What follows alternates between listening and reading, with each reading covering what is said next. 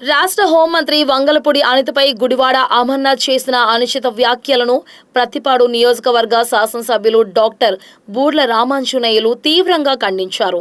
పెద్ద ఎత్తున మహిళలతో కలిసి ఎమ్మెల్యే నిరసన వ్యక్తం చేశారు. ఈ సందర్భంగా ఆయన మీడియాతో మాట్లాడుతూ గుడివాడ అమర్నాథ్ హోంమంత్రి అనితకు వెంటనే క్షమాపణ చెప్పాలని డిమాండ్ చేశారు. జగన్మోహన్ రెడ్డి ప్రభుత్వంలో మంత్రిగా పనిచేసిన గుడివాడ అమర్నాథ్ రాష్ట్ర హోంమంత్రి దళిత మహిళ వంగలపూడి అనితపై అనుచిత వ్యాఖ్యలు చేయడం ఒక నీతి మాలిన చర్య అని మండిపడ్డారు. వైసీపీ నాయకులు మహిళలను ఒక ఆట బొమ్మలుగా చూస్తున్నారా అని ప్రశ్నించారు. స్థానిక సంస్థలో రిజర్వేషన్లు కల్పించి మహిళలు అబలలు కాదు సబలలు అని చాటి చెప్పిన మహనీయులు స్థాపించిన పార్టీ తెలుగుదేశం పార్టీ అని గుర్తు చేశారు. మహిళలపై ఇలా మాట్లాడటం సరికాదని వైసీపీ నాయకులను హెచ్చరించారు. ప్రభుత్వం 2 సంవత్సరాలు పరిపాలన చేసుకొని అన్ని విధాలుగా బాగున్న సమయంలో అందరం సంతోషంగా ప్రోగ్రామ్ చేసుకున్న సమయంలో గుడివాడ అమర్నాథ్ గారు మాజీ ఐటీ మినిస్టర్ గారు ఆయన ఒక ప్రోగ్రాం పెట్టి కొంతమందిని ఎదురు పెట్టుకొని చప్పట్లు కొట్టించుకుంటూ ఒక హోమ్ మినిస్టర్ గారిని ఎంత చౌకగా మాట్లాడారంటే అది నిజంగా ఏ ఒక్క మహిళ కూడా ఆంధ్ర రాష్ట్రంలో హర్షించదగ్గ విషయం కాదు. ఆయన అంటారు ఆమెను బయటికి తీసుకొస్తే ఎండలో తీసుకొస్తే కేజీ మేకప్ కింద రాలిద్దంట. అసలు అదేమన్నా ఒక మనిషి, ఒక మగ మనిషి, మానవత్వం ఉన్న మనిషి, తెలుగు మనిషి మాట్లాడే మాటైనా అసలు అది.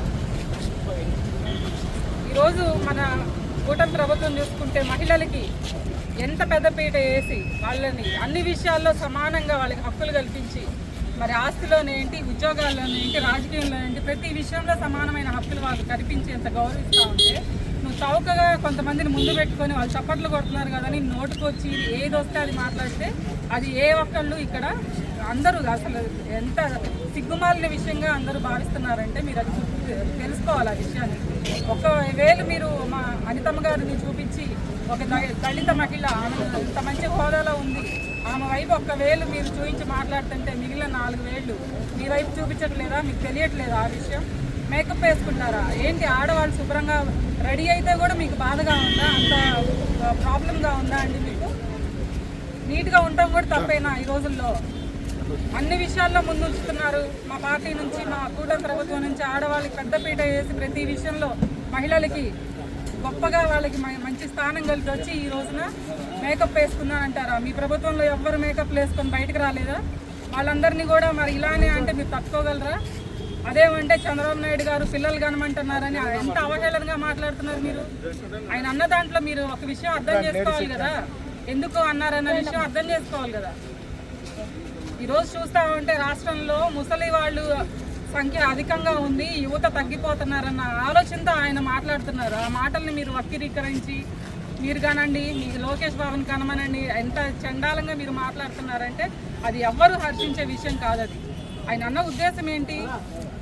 యువత తగ్గిపోతున్నారు, డిపెండెన్సీ పెరుగుతుంది, ముసలి వాళ్ళు ఎక్కువ అవుతున్నారు అన్న ఉద్దేశం ఆయనది. అది గమనించకుండా మీరు ఏది పడితే అది మాట్లాడితే కరెక్ట్ కాదు. ముఖ్యంగా మా దళిత మహిళని, మా మేడం గారిని, మా హోమ్ మినిస్టర్ మేడం అంత బాగా విధులు నిర్వహిస్తూ ఉన్నారు. ప్రతి విషయంలో ముందుకొచ్చి గట్టిగా మాట్లాడతారు. ఆమె దగ్గర ఉన్న సబ్జెక్ట్తో పోల్చుకుంటే మీరు ఎంత అండి? మీరు మాట్లాడే మాటలు ఎంత చౌకగా, మీ దగ్గర సబ్జెక్ట్ లేక ఈ విధంగా మేకప్లని అవని ఇవని మహిళల్ని కించపరిచేలాగా మాట్లాడుతున్నారు. ఇది కరెక్ట్ కాదు. మేమందరం దీన్ని ఒప్పుకోవడానికి మేము రెడీగా లేము. మీరు క్షమాపణ చెప్పాల్సిందే. ఏ విధంగా అయితే మీరు నలుగురిలో కూర్చొని చప్పట్లు కొట్టించుకొని మీరు మాట్లాడారో అదేవిధంగా నలుగురిలో మీరు బయటకు వచ్చి నేను అన్నది తప్పు అని మీరు క్షమాపణ చెప్పే వరకు మేము వదిలిపెట్టేది లేదు. ఈ విధంగానే నిరసన ర్యాలీలు చేస్తాము. మీ పైన మీరు ఇటీవల వైసీపీ నాయకులు వికృత చేష్టలు, నీతి మాలినటువంటి చర్యలు, సభ్య సమాజం తల దించుకునేటట్లు చేస్తున్నటువంటి చర్యలు చూస్తూ ఉంటే అసహ్యం వేస్తుంది. మొన్నటిగాక మొన్న బిఎస్సి జరిపి దాదాపుగా 16,000 పైగా ఉద్యోగాలు కల్పించి పిల్లలకు నాణ్యమైనటువంటి విద్యనిచ్చినటువంటి లోకేష్ బాబు గారి యొక్క చర్యలను, ఆయన తీసుకున్నటువంటి నిర్ణయాలను ఈ రాష్ట్రంలో ఉన్నటువంటి యువతకు 16,000 పైగా టీచర్ ఉద్యోగాలు ఇస్తే అందులో ఏదో లోపం జరిగిందని చెప్పి కోడిగుడ్డు మీద ఈకలు పీకినట్టు అబద్ధాలతో రోజు ఏదో ఒక వల్లె వేయడం, అబద్ధాలు చెప్పడం, అందులో ఏదో జరిగిందని చెప్పి నిరుద్యోగ యువతతో, ఉద్యోగాలు రానటువంటి యువతతో, వారి జీవితాలతో చెలగాటమాడడం ఎంత నీతి మాలినటువంటి చర్య. నిన్న గుడివాడ అమర్నాథ్ ఆయన మంత్రిగా కూడా చేశారు. మరి ఆయన మంత్రిగా చేసి ఒక ఆడపడుచు, ఈ రాష్ట్ర హోంమంత్రి, ముఖ్యంగా దళిత మహిళ, ఆ మహిళను పట్టుకొని ఆమె మేకప్ను గురించి మాట్లాడడం ఎంత నీతి మాలినటువంటి చర్య. అంటే వైసీపీ నాయకులు ఆడవారిని ఏ రకంగా చూస్తున్నారు అంటే మేకప్ వేసుకునేటటువంటి ఒక ఆట బొమ్మగా చూస్తున్నారా ఏమైనా? ఆడపడుతులంటే గృహాలని, ఇంటిని సమపాలలో ముందుకు నడిపేటటువంటి ఆదిశక్తులని నమ్మి చంద్రబాబు నాయుడు గారు, ఆనాడు ఎన్టీ రామారావు గారు ఆడపడుతులకు ఆస్తి హక్కిచ్చాం. ఎన్టీ రామారావు గారు ఆడపడుతులకు ఆస్తి హక్కిచ్చి స్థానిక సంస్థల్లో రిజర్వేషన్లు కల్పించి మహిళలు కూడా అబలలు కాదని సాటి చెప్పినటువంటి మహనీయుడు స్థాపించినటువంటి పార్టీ తెలుగుదేశం పార్టీ. అదే తెలుగుదేశం పార్టీలో మా ప్రియతమ ముఖ్యమంత్రి చంద్రబాబు నాయుడు గారు డాక్రా సంఘాలు పెట్టి ఆర్థిక స్వావలంబన ఇచ్చారు.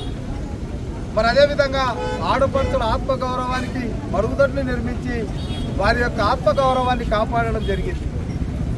ఈరోజు ప్రతి ఇంటి నుంచి ఒక మహిళా ఎంటర్ప్రెన్యూర్ కావాలని, అదేవిధంగా ప్రభుత్వం ఇచ్చే ప్రతి ఆస్తి కూడా మహిళల పేరే ఇవ్వాలనేటువంటి నిర్ణయంతో ముందుకు వెళ్తూ ఉంటే, మేము ఒకవైపు మహిళల్ని ఈ సమాజంలో సగభాగం పైగా ఉన్నారని, వారికి చట్టసభల్లో రిజర్వేషన్లు ఇవ్వాలని మేము ముందుకెళ్తూ ఉంటే, మీరు ఆడపడుచులు వేసుకునేటటువంటి మేకప్ల గురించి మీరు మాట్లాడతారు.